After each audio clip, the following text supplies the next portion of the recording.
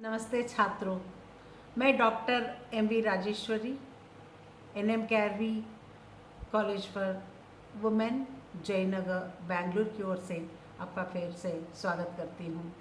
बेंगलुरु विश्वविद्यालय हिंदी विभाग द्वारा द्वितीय सेमेस्टर बीकॉम स्नातक छात्रों के लिए निर्धारित हिंदी पाठ्यक्रम उर्वशी के तृतीय अंक से उद्धृत पुरुरवा का विभाग का सारांश और उसकी विशेषताएं, उसकी अन्य पहलुओं पर अब थोड़ा विचार करने का समय है। दिनकर राष्ट्रीय सांस्कृतिक धारा के कवि हैं। उनकी कविता का स्वर ओजस्वी है, लेकिन उर्वशी में उनकी कविता का मिजाज बदला हुआ है। उर्वशी में उन्होंने श्रृंगारिक अनुभूति को प्रधानता दी है। मानव जीवन में काम का व्यापक महत्व है। मनुष्य में काम का अनुभव शारीरिक ताप के रूप में होता है और मनुष्य का द्वंद्व इस बात को लेकर है कि वह उस ताप का अनुभव तो करता है और उससे परे भी जाना चाहता है। उर्वशी पुरुरवा को छोड़कर जब चली गई थी, तब पुरुरवा उसके वियोग में निरंतर भटकता रहा। तृतीय अंक में उर्वशी और पुरुरवा का पुनर्मिलन होता है और पुरुरवा में उर्वशी को देखकर काम की वासना जागती है और पुरुरवा उर्वशी से अपनी आत्मानुभूति को बयान करता है। पुरुरवा में उर्वशी को देखकर कामाग्नि प्रज्वलित होती है। वह ताप का अनुभव करता है। उर्वशी के सानिध्य में उसमें उसके प्रति आकर्षण पैदा होता है। वह उसे खुलकर प्रकट करना नहीं चाहता है। यह मानवीय स्वभाव भी तो है। रूपाकर्षण से पैदा होने वाले काम की वेदना पुरुरवा में अशांति पैदा करती है। पुरुष में आग है और नारी के रूप में शीतलता है। पुरुष को काम चेतना से निरंतर रूप से आस्वादन का निमंत्रण देती है और रूप के इस आस्वादन के बाद भी आग शांत नहीं होती है। विडंबना यह है कि नारी के सहज स्पर्श के बाद भी यह ठंड नहीं होती। पुरुष का मन बेचैन और अतृप्त रहता है। यह काम का सबल मनोविज्ञान है। नारी के शरीर के रसपान के बाद भी पुरुरवा में द्वंद्व नहीं मिटता है। उस अवचेतन से यह आवाज़ निकलती है कि सौंदर्य पान करने की चीज़ नहीं है, बल्कि देखने और आकर्षित होने के लिए है। सौंदर्य अनुभूति आलिंगन में प्राप्त नहीं होती है। पुरुरवा में यह इंद्रिय और इंद्रियातीत स्तर पर व्याप्त है। वह काम की पीड़ा को भी सहता है और उसे वायवी और सूक्ष्म अनुभूति को प्राप्त करने की आकांक्षा भी रखता है। काम से मनुष्य लगातार जूझता रहता है। उसे पता नहीं चलता है कि काम का सच्चा रूप किस तरह प्राप्त हो सकता है। सच्चा आनंद ऐन्द्रिय उपभोग में है अथवा इंद्रियातीत प्रेम सौंदर्य का अनुभव देखकर प्राप्त होता है अथवा उसे निचोड़कर प्राप्त किया जा सकता है। पुरुरवा में वेदना फिजिकल को लांघ कर मेटाफिजिकल हो जाने की है और पुरुरवा में अकुलाहट है। सौंदर्य के रसपान के बाद भी उसे संतोष नहीं मिलता है और वह उस सृजनात्मक शक्ति खो देता है।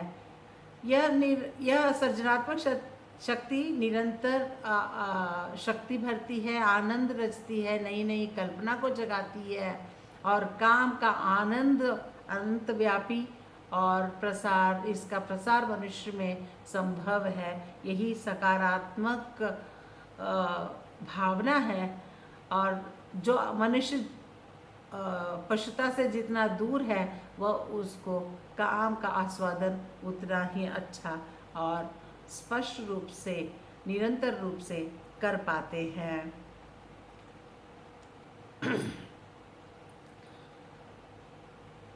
अब इसके अन्य पहलुओं को देखेंगे, इसकी विशेषताओं पर विचार करेंगे। हमारे दिनकर द्वारा रचित उर्वशी प्रबंध काव्य के इसका काव्यांश पुरुरवक जो है उसकी विशेषताएं और विस्तार, उसकी गहराई और अन्य पहलुओं को जितना हो सके उतनी चर्चा करेंगे। स्वर्ग स्वप्न जाल है और धरती उसका स्पर्श कराती है। उर्वशी काव्य में काम का पूर्ण विवेचन, पूर्ण अभिव्यक्ति है, काम वृत्ति है, प्रेम प्रवृत्ति है, दोनों का गंभीर व्यापक चित्रण यहाँ हुआ है। उर्वशी और पुरुरवा का श्रृंगार रससिक्त होने पर भी मर्यादा और नैतिकता का अतिक्रमण नहीं करता है। सौंदर्य के अनुपम चित्र, कोमल भावनाओं एवं सुकुमार कल्पनाओं के द्वारा यह अभिव्यक्ति यहाँ हुई है। रचना का आधार भावुकता की अपेक्षा चिंतन अधिक है। इसमें इस काव्य में निराशा और दुख के स्थान पर आशा और उत्साह के स्वर अधिक है। विशेष रूप से यह यहाँ चित्रित है।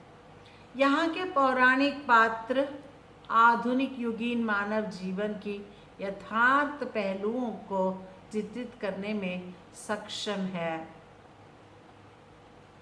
अनंत कौतूहल शांति के साधन है। भाषा की सादगी, भावों की अलंकृति, दर्शन की छवि, जिंदगी की चमक को यह यहाँ साकार करती है। उर्वशी महाकाव्य भाषा सुबोध है और पुष्ट है तथा अभिव्यक्ति यहाँ स्पष्ट है। चिंतन में व्यापकता है, भावनाओं की गहराई है, संस्कृति का एक विद्वत्पूर्ण विवेचन है, यहाँ गरिमा का उद्घोष है। ऊंचे भाव और सरल भाषा वाली रचना है यह। विचार अलग अलग खंडों में अभिव्यक्त है। समता भाव मात्र धर्म विद्रोह से नहीं बल्कि उच्च मानवता के दर्शन के लिए भी है। गुलाबराय जी का यह कहना है। हाँ, बौद्धिकता की ओर यहाँ आग्रह है, नवयुग की निर्मिति है। यहाँ कवि का संदेश है। यहाँ प्रकृति का अनुकरण, परस्पर परिचय, आत्मा का विस्तार, जाति की रक्षा, आत्माभिव्यक्ति यहाँ पूर्ण रूपेण चरितार्थ हुआ है।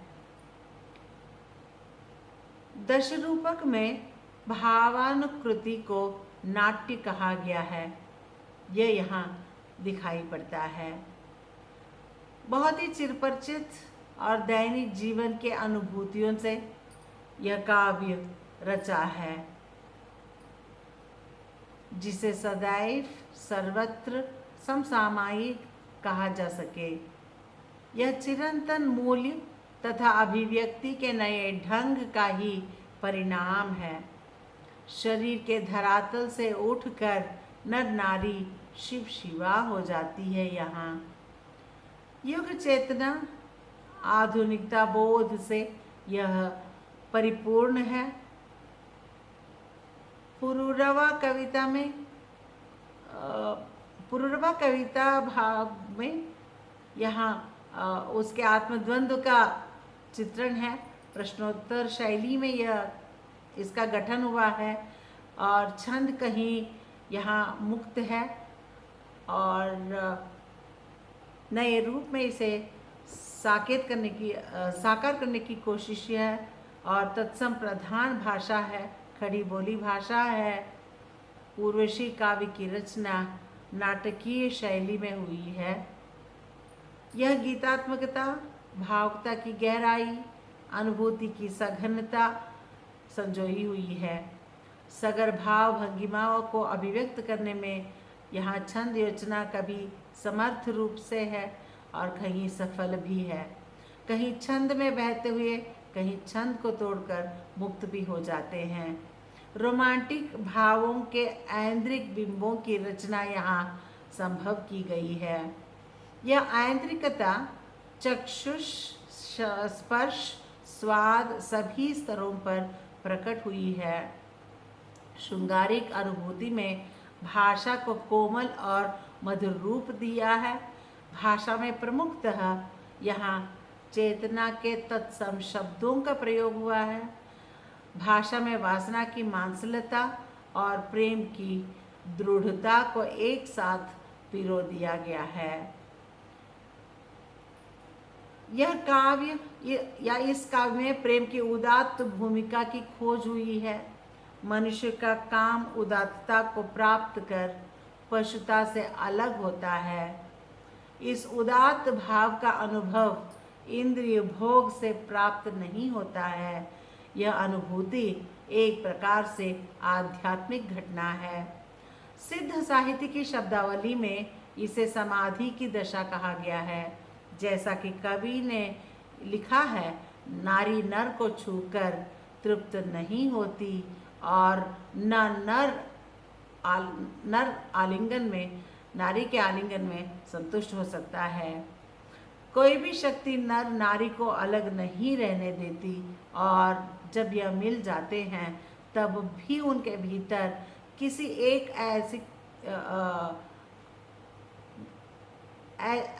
ऐसी शक्ति का संचार करती है जो कहीं अनुपलब्ध है। तो इस वस्तुतः यह काव्य जीवन की सुकृति है। यहाँ मांसल और सूक्ष्मता को देवताओं की वायवीता से अधिक महत्व दिया गया है।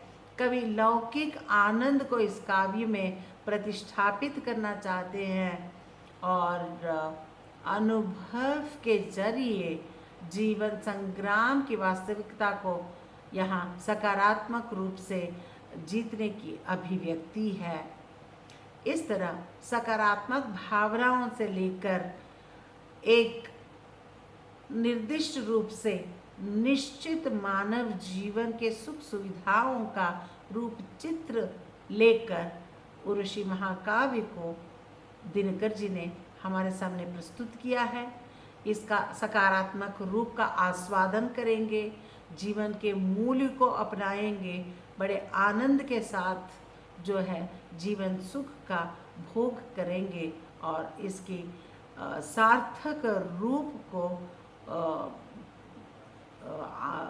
अपनाते हुए जो है कि इसका प्रचार प्रसार करेंगे और सकारात्मक भाव से सदा प्रसन्न रहेंगे, संतुष्ट रहेंगे, खुश रहेंगे। इन्हीं बातों को लेकर मैं आपके सामने सम्मुख हुई हूँ, प्रस्तुत हुई हूँ और अच्छा लगे तो लाइक करना। धन्यवाद। सकुशल रहिए, आनंदित रहिए।